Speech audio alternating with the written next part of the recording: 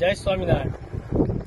આજે અત્યારે હું અહીંયા કરિયાણા મુકામે ગઢડાથી લગભગ 30 કિલોમીટર દૂર આવ્યો છું।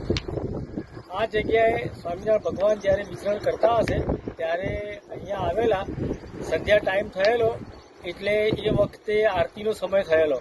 ત્યાં આરતી જ્યારે ગાઈ ત્યારે કહ્યું કે ભાઈ ઝાલર તો વાગવી જોઈએ આરતી વખતે, એટલે મહારાજે કહ્યું કે આ પથ્થરો છે એમાં આ પથ્થર ઉપર તમે વગાડો તો ઝાલર જેવો અવાજ આવશે।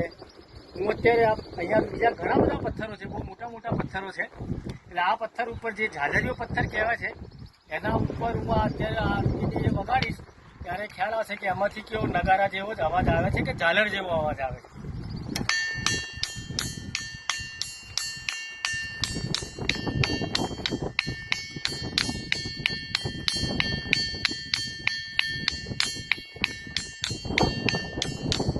હવે આ બાજુમાં જ આ પથ્થર છે, જે પથ્થર ઉપર ફરીથી હું આ બે પથ્થરથી ફરી વગાડું છું એટલે ખ્યાલ આવશે।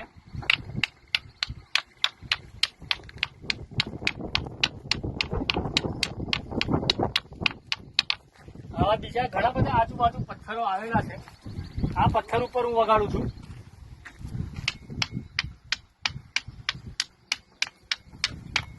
કોઈ પણ પથ્થરમાંથી ઝાલર જેવો અવાજ આવતો નથી, એટલે મહારાજે પોતાનું ઐશ્વર્ય બતાવવા માટે થઈને આ એક પ્રસંગ અહીંયા વર્ણવેલો છે।